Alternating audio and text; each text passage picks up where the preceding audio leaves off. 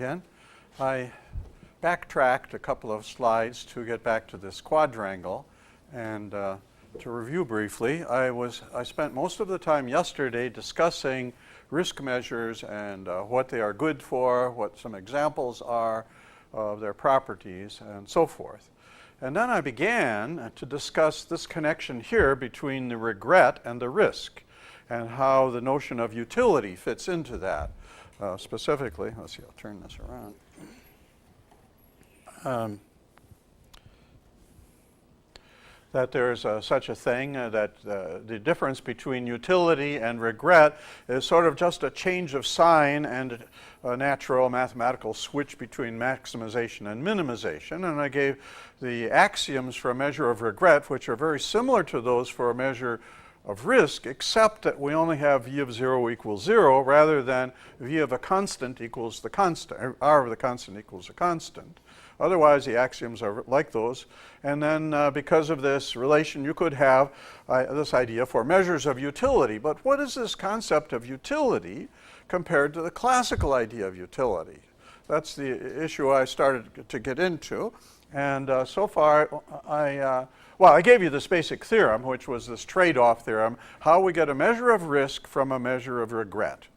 And it involves this trade-off, which has certain interpretation, and it provides a way of generalizing this formula. This formula, which is so useful in using superquantiles or conditional value at risk, is just a special case of this thing. And so the advantages in there could be found if we had a risk measure. If we can find a good regret measure that generates it, then we could substitute this min formula in the optimization and have all of those same advantages. And I discussed how in finance people use utility functions, which could just as well be normalized. So, and this was a justification. I could get an expected utility function that would satisfy u of 0 equals 0 and u of y less than or equal the expected value of y. And so then I could have a regular measure of utility. And then I discussed how to do this in a one-dimensional case. And here you see the specific example. If I take the regret to be a scaled version of the expected absolute loss, that's the thing that gives this formula for the superquantiles and the quantiles. And that's where I finished yesterday. But I'm not done yet talking about utility, because so far I only really gave the example of expected utility as fitting in with my more general idea of utility. But when I talk about this like a regular measure of utility, it's not necessarily an expected utility. So are there other utility ideas that fit with this? And the answer is yes. Here's where I begin something new. Because there's a topic, even very interesting to economists, which goes beyond simple expected utility. And you'll see immediately that there's some connection with risk measures. They haven't realized that yet. They don't think about that. Everything gets invented independently, because they say, well, suppose I have suppose I have even a function little u, a utility function as before, but I'm not sure what the probability. So when I take the expected utility, I don't know what probability measure I want for the expectation, or I wish to consider other probability measures. So, because remember, when I have here this q, the q refers to a density with respect to some other probability measure. And there's a risk envelope. This is a collection of such things, of such densities. And so what I'm going to do here is this is the expected utility with respect to this measure p that corresponds to q instead of the underlying probability measure. So now I'm going, because this is utility, I have an int. I'm going to take the worst case utility, but also with a penalty term of some kind added in there. So they come up with this independently, and they say, here's a kind, and they have certain examples. So they say, now we have a kind of utility, but they're working in this context of gain. And then they say, then they want to set up axioms. What are the axioms under which the preferences of a decision maker are based on this kind of stochastically ambiguous utility, they call it. And so this is a big topic. But you see that this is very parallel. This is like the worst case version of risk. Risk is done by looking at exactly the same thing. And in the case of risk measures that aren't positively homogeneous, you have such a term. In fact, it would just come down right to the same thing, because now we could switch from this economic point of view. So we would have a measure that is not just a simple expected utility, but fits in my more general context. And now we could just write this all in this other term. You see, we could say, suppose we have a non-decreasing regret function. And then there's a risk envelope, and now we take this suprema. So here we would get a regular measure of regret that's monotonic. And it does come from an underlying real valued function v, but it's not a simple expected regret. And the relationship is that now if I look at this Q0 and J0, these are a pair that will dualize some risk measure. So it's actually a risk measure which, if I dualized it, would have risk envelope Q0 with this penalty, it's actually I call the divergence, J0 on it. All right, so in that case, what I'm getting here is this new risk measure, regret measure, that's down here in red. This is the regret, it's the risk R0 applied to v of x. V is a one-dimensional function, and now I composed it with a random variable, so that's a random thing. V of capital X is a random variable, and I look at the risk of that, and I get that. So this is all, it all fits together very well. So in other words, one of the things that held us back from this quadrangle for a while was it seemed that to put something in this corner where we have regret and utility was going to be somehow too restrictive. It would not fit with the ideas people have with utility. But after we discovered all this, we feel so completely free about it that you can normalize utility, and this is just where it should be. So it's on this basis that I feel justified in claiming that this quadrangle over here shows us exactly how the ideas of utility should fit into the theory of risk. All right, now I'm ready to start talking about the other side, which is also very interesting. I haven't really explained yet how this all ties in with statistics and estimation. And the first step is to work at the top. Now I'm going to go across the top and see how risk is related to deviation. So remember that deviation measures the non-constancy, such as standard deviation, measures a non-constancy in a random variable. So let's look at axioms for that next. So, and I want to talk about a regular measure of deviation to not get mixed up with all the other terminology that is somewhat inconsistent in the literature. So if I have a constant, then the deviation should be 0. I should have convexity. I should have this closedness or lower semi-continuity, and I should have a robustness property that if my random variable is not constant, then its deviation shouldn't be 0. There should be something positive about it to measure that it's not constant. And then I can also consider the positive homogeneity and a property that will seem very mysterious. Why would this be an interesting property? But it'll turn out to be a rather critical property. Upper range boundness, that the deviation assigned to a random variable should not be larger, should never be larger than the difference between its highest value and its expected value. Of course, that on the right side could be infinity. Then there's no constraint being imposed at all, but that should be satisfied. All right, now, as always in these pictures, from elementary convex analysis, you get more. So if the combination of this D1 and the convexity and that simple D1 axiom implies actually that if I add a constant to a random variable, it doesn't change its deviation. That makes a lot of sense. But notice that although we are generalizing standard deviation, there is no symmetry in here. If I switch to minus x, it may have a different deviation than x has. And that's to the good. One of the criticisms that was apparent even to Markowitz in his original portfolio theory was that in using variance and standard deviation, you seem to give, you're not distinguishing between losses and gains. Your attitude perhaps should be different between losses and gains. Why symmetry? But they stuck to that classical theory because the tools were available for that, and they didn't really, and in those original days, they didn't even have computer software that could handle things any differently.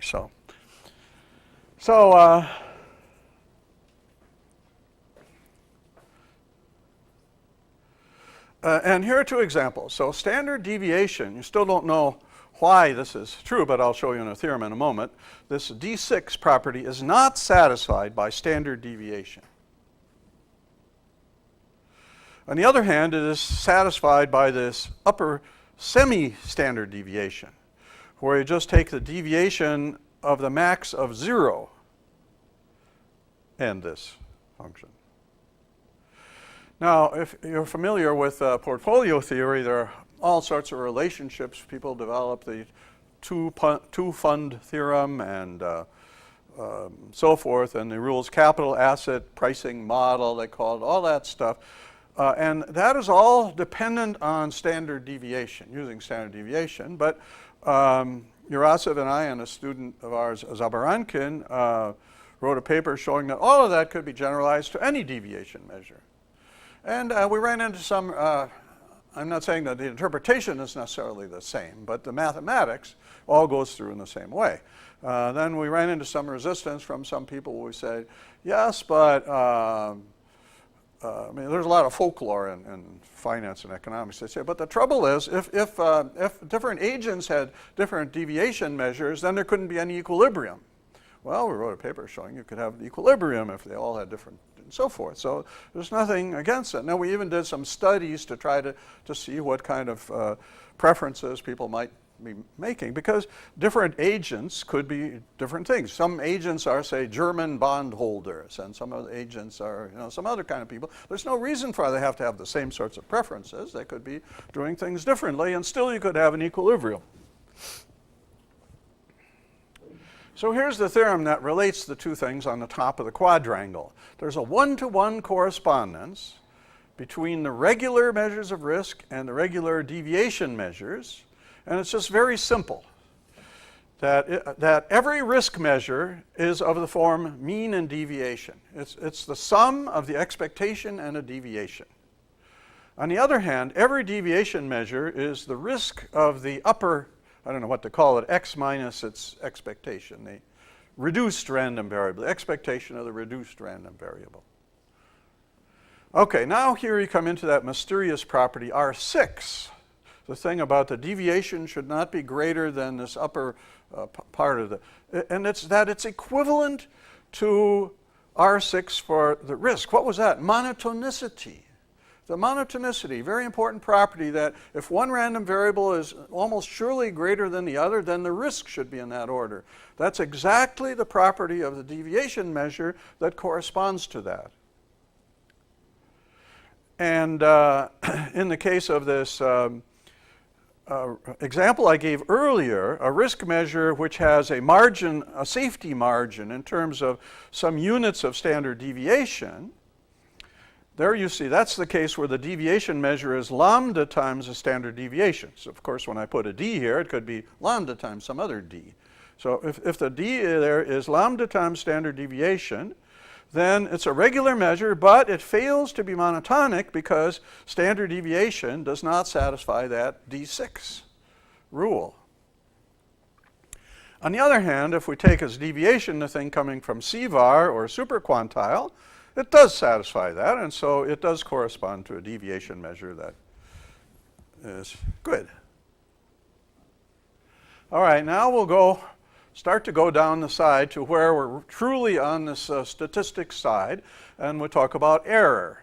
So now the axioms for this measure of error are almost the same as deviation, except for the deviation we had, the deviation of a constant should be 0. Now we just only have, we weakened that. Now we only ask for the deviation of 0 should be 0.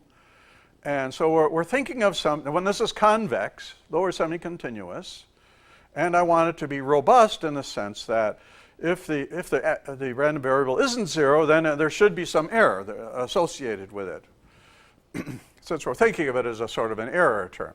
And then we could ask it to be positively homogeneous, and we could look at another E6, again, falls in the category of the mysterious properties. It's if the random variable is below 0 almost surely, then the error involved in it should not be bigger than the absolute value, well, of its expectation, or minus its expected value, since it's less than or equal to 0.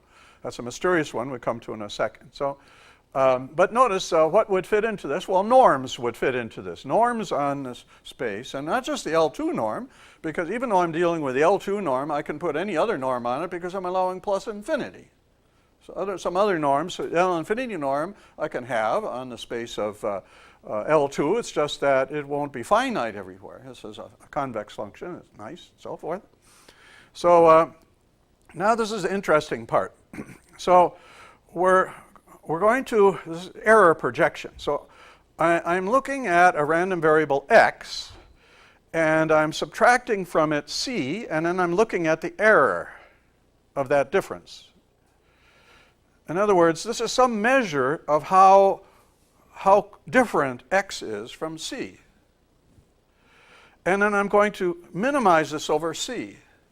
So what I'm trying to do here is I have a random variable, but I'm going to try and find the constant that's closest to this random variable in the sense of this particular choice of an error measure. And so in that problem, if I minimize that, the minimum that I get out of that will be actually a deviation measure. But also then, the c, the argmin here, what do I get as the c giving the minimum? This is what I call the statistic associated with this. And I'll give examples in a second. Okay, and then this axiom on the error is exactly the one that corresponds to that other mystery axiom on the deviation, and therefore corresponds in that overall picture to monotonicity on the side of the of optimization. So we're getting the constant that's nearest. So this is yeah. Pardon? No, I don't have if and only if. No, because it's multi-valued when you go backwards. See, it's not true that there's only one error that will give you D. So I can't make a claim in the other direction. Yeah. There could accidentally be. Okay. So here are some interesting examples. So again, what is the constant closest to a random variable? So let's take the L2 norm. That's the first one. What is the constant closest to x? It's the expected value. The statistic is the expected value. And when you're getting a standard deviation is the deviation you get out of that. Now, what if instead you take the L1 norm? That's example 2. The L1 norm of x, not the L2 norm of x. Then what you're getting for the statistic is the median instead of the expected value. This is all sort of well known, I guess, but people don't look at it in such a general way as expressed here. Okay, so just as we're playing around with it, well, let's look at the L infinity norm. That's the third example, the L infinity norm. Then what will the statistic be, the constant closest to it? It will be the average between the upper and lower values. Well, if this thing is, if this is finite, then what I'll get is the halfway between the lowest value and upper value, and that would be the constant closest to that in that sense. All right, now here it gets even more interesting and more important in practice. If I take the error measure that looks like this, which has a name I'll come to, then what you get as a constant is a quantile. So I choose here P to be, say, 90%, probably 90%. Then what I'm going to get is the 90th percentile as the statistic. And this is an example. These were all symmetric because these were all norms, actually, these errors. But this is not. This is called the Conker-Bassett error. Well, the Conker-Bassett error is slightly different. We have to scale it to normalize to get exactly the right thing. So that's known, and this is going to lead into regression theory. Well, what if you take this error function? There's nothing, this is not positively homogeneous. All these others are homogeneous. Here's one that isn't homogeneous, and it's actually x. I have a one-dimensional function, and I apply it to my random variable x, and I take its expected value. Then what is the statistic? It's the log of the expected exponential of x. This is a famous thing. We're getting back towards this theory related to entropy and so forth. So all these different choices. This is so rich. There's so many errors you can put in. We can have a kind of Huber error, which is where you have some quadratic that just becomes linear. Take some error function like that, and then you'll get something that generalizes the mean and so forth. So many things you can do. All right, now let's get into some applications of why this would be interesting. And this is where we get into estimation in a kind of sense that you are undoubtedly familiar with, this classical, at least it begins to be very classical regression. So my idea here is that I have generated through experiments or historical studies a collection of pairs. In general, we could be in some higher dimensional space, but the picture is, of course, just in R2. And so I have pairs xk, yk, and then I put them all here in a plane, and then I am trying to approximate them in some sense by this line, y equals ax plus b. And the idea is I want to think of this as somehow a sampling of something random, two random variables, let's say, and I want to think of the random variable y as being approximately given as a linear thing, ax plus b for the random variable x. And what kind of approximation do I want to do with that? Well, I have to look at the error gap. So I write here z. This is another random variable, but this is a random variable parameterized by the coefficients a and b. So it's the vertical difference that I see here. Now, it'll be important to understand later what is accomplished, that I can now make a simple transformation of the first picture to the second picture, essentially a change of variables in which, and the second picture depends on A and B. The first picture only depends on A and B in the sense of how I would draw the line. But the second picture depends on A and B in a different sense, because I have as a second coordinate not the y, but the z that depends on A and B. So I have then, so this has basically transformed this first picture into such a situation where the blue line has become the axis, the horizontal axis. Simple transformation. But as I move A and B, this swarm of red insects will move around, you see.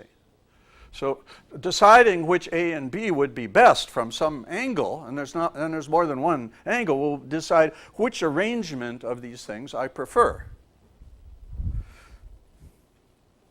So now let's look at a regression from a much broader point of view. I've had various discussions with Alex Shapiro about this, and he's has a lot of statistical training, and I find I just can't get the idea across to him about this, because he thinks that regression only deals with a classical situation where basically you have, there's a known function, and but somebody measured it, there are measurement errors in finding this function, and you're trying to recover from the measurement errors. But I see it in a much bigger picture, and we have papers worked on developing it in this way. So the idea is that regression, generalized regression, is trying to approximate one random variable by some other random variables in order to understand trends. Now, this is a well-known thing that is done, for example, in finance. You have a particular stock, the stock of IBM. The price of IBM stock is some sort of random variable, and you could, of course, have a huge model involving thousands of things all related to each other, but they try to simplify it by setting up a model for IBM stock that depends on certain things called factors. Interest rates, employment rate, various things like that, the price of oil, and based on that, you want to have some way to predict the price of IBM stock. And so that would be an example of what I'm trying to do here, and I like to call it regression. Okay, so idea again, I have some random variable and I have some other more basic ones, and I want to approximate, I want to think of y as being approximated by a function of those other random variables, and I want a class of functions little f that I will use. And so I wrote script f for this class of functions. These are real valued functions of n variables. For example, linear regression would mean I have affine functions, like that. Okay, now in that approximation, as in the little picture, there will be a gap function, a random variable that is this difference, which depends on f. So roughly, if you think back at that picture, I talk about how changing a and b would make the little points move around on the bottom one. Here, changing f would make, on a much bigger space, would make some red points moving around and so forth. And what I want to do then in the regression problem is I want to minimize the error in this gap variable over all the functions available to me. And it depends on my choice of an error measure. And in this picture, if I took the error measure to be the L2 norm, I would recover classical least squares regression. But there's also a well-known subject called quantile regression, which if you write a random variable, you could take the max with 0 or the max of minus it with 0, the z plus and z minus parts. You could write it here, and we come up with this error. And this is something I gave to you actually earlier, but it didn't look quite like this. This is the Conquer-Bassett error normalized, and this is a thing that's supposed to give something called quantile regression. Well, this is also an underdeveloped subject because they don't have many theorems that really explain what it does. All right, now here's how to understand what happens through the. Why would you want one error measure instead of another? What difference does it make? How to understand the difference?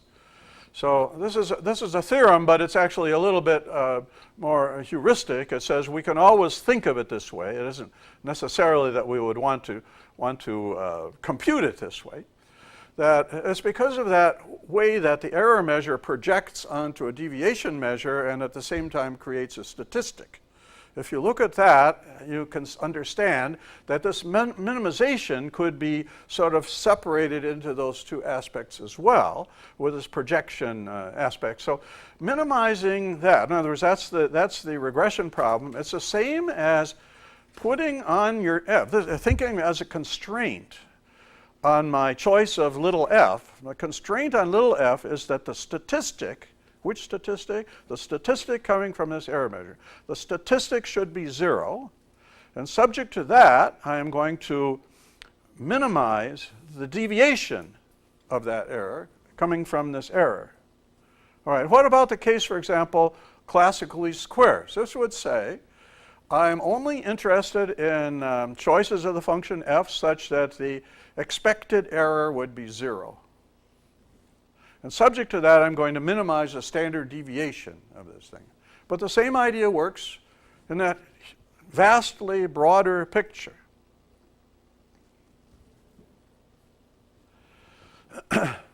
And so let me get back. I'm going to come back to this, but let's go back to the red dots for a minute. So red dots, okay. So let's go back to interpreting these things again. So suppose I do classical least squares error.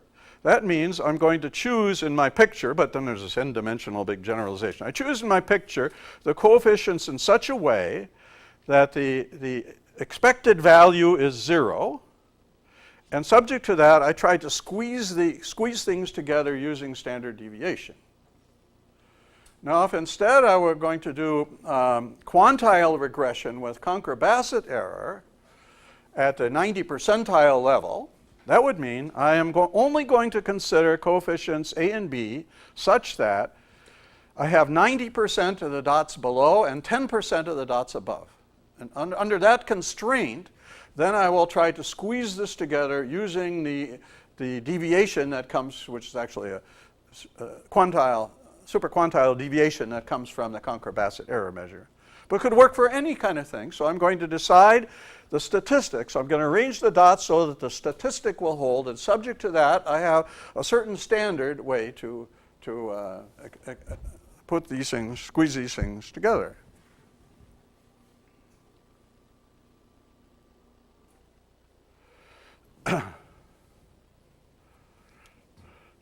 So one of the big motivations of this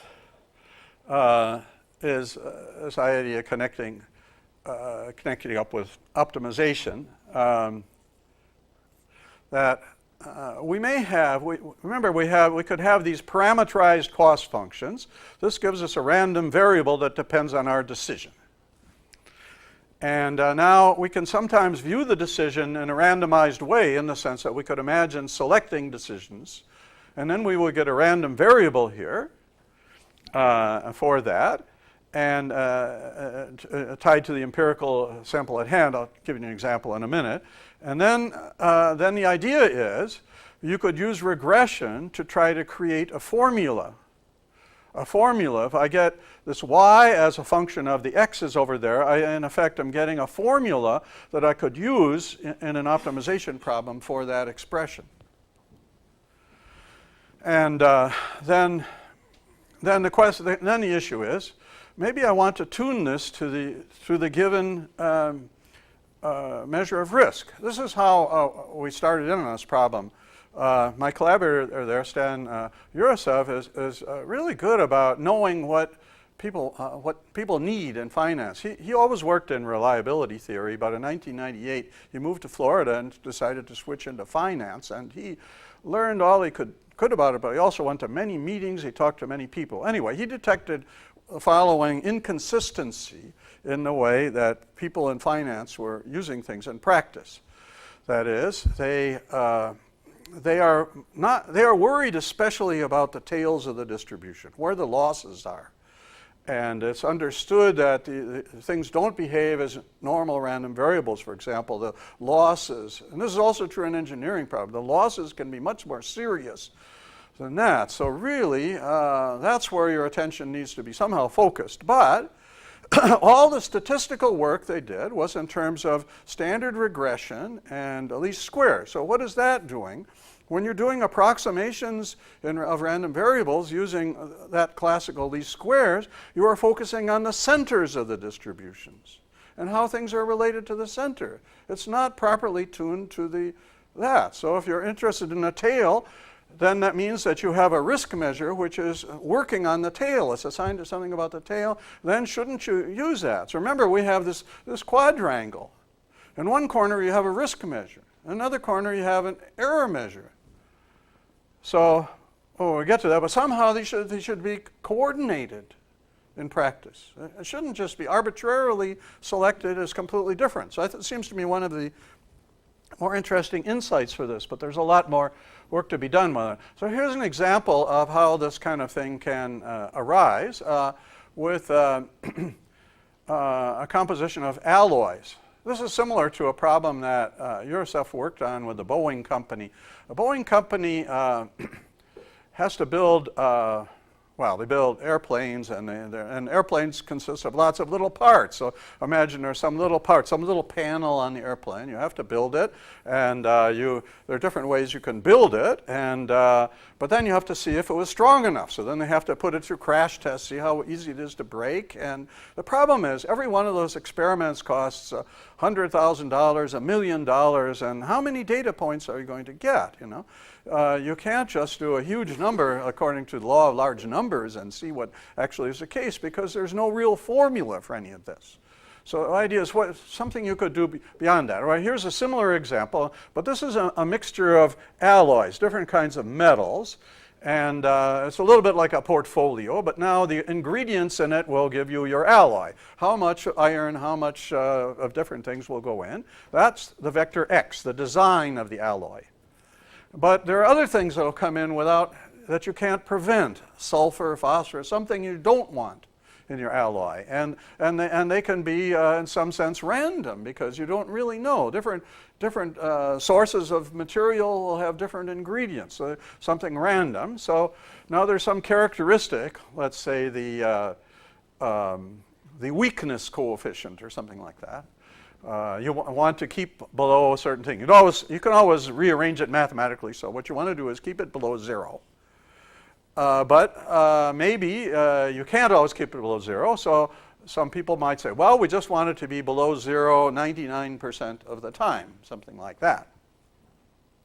But the trouble is there's no actual formula for y in terms of x and z. It's only in the realm of experiment. You can imagine there's a relationship, and then all you have is a database.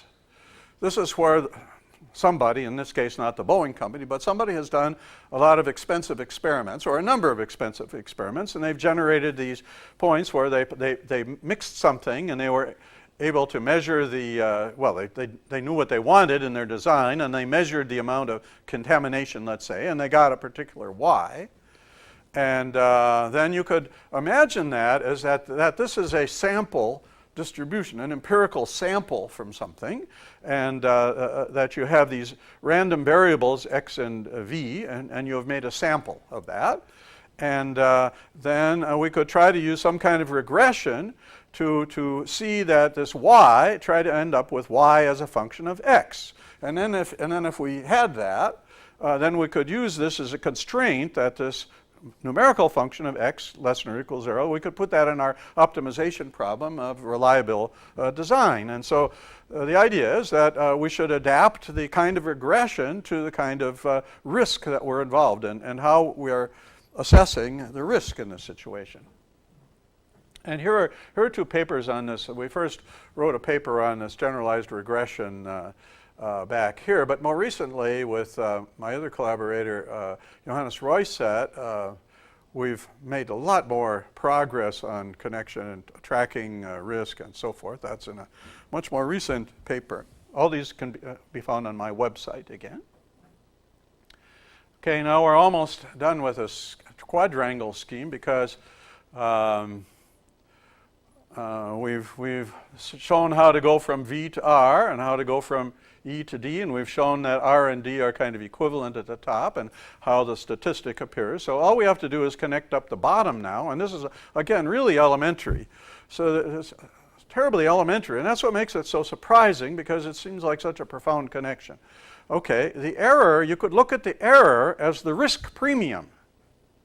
You remember that in a regular measure of regret, the regret is never less than the expected value, and it's positive unless you have a constant random variable, or the zero random variable. And so that would be the risk premium in the regret, and that you could take as error. On the other hand, every regret could be looked at as expectation plus an error. So simple. But what's not simple is the mental idea that those statistical things like regression are actually connected with risk and regret and utility on this side. I mean, there's something sort of amazing and profound in this. So suppose somebody has a utility function. Okay, we translate that into regret. Okay, we go over here, there's an error function. Therefore, there is a form of regression which is naturally associated with that choice of a utility function. It's a completely novel idea. Even though these connections are not profoundly complicated or anything, they connect ideas in a really amazing way.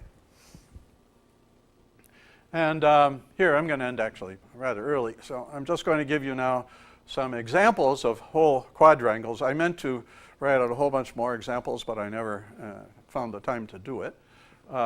So here's one where we'll have scaling parameter in it, and you'll recognize all these things. In this one, the statistic is the expected value or the mean. And the error is the L2 norm, but I'm scaling it. There's no reason why I can't multiply it by a positive number lambda. Right? And then I can get, what do I get as the corresponding deviation measure? I get that multiple of the standard deviation.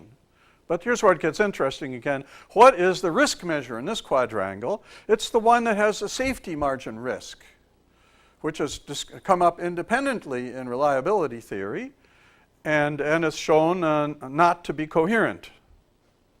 And then you have a certain measure of regret that fits without all of that. So it's adverse and convex, but it's not coherent. It's not a regular measure of risk in my sense. Okay, here's the quantile-based quadrangle. So now I'm looking at the case where the statistic is the quantile at a certain probability level, or the same as it's the value at risk is the statistic.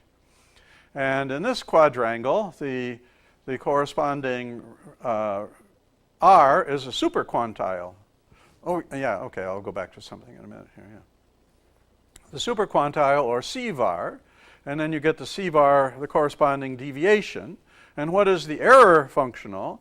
It's a Conquer-Bassett error normalized. Normalized means that we had to rescale it in order to get the results because they were just tuned to what the argmin would be, but not what the min itself would be. All right, and then what is the regret? It's this absolute loss scaled by 1 over 1 minus p. And this has everything. This triangle.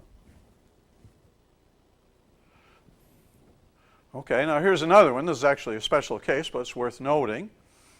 I can take the quadrangle that has the median as its statistic, and then the risk is the supermedian. It's the average in the tail above the median. And then there's a corresponding supermedian deviation. And this corresponds to the error measure being L1 error. And then there's just it's the L1 norm. And then we get the corresponding regret. And then here's another one. We could take, this is the limit we would get of the quantile case, this one where the statistic is this halfway point between the top and the bottom of the range of the random variable, the center of the range. In this case, the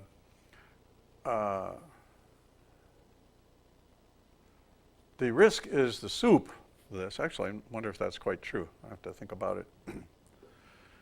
Anyway, the deviation is what I showed you here, and then this error thing is the L infinity error, and what we're getting then is a certain thing, L infinity regret.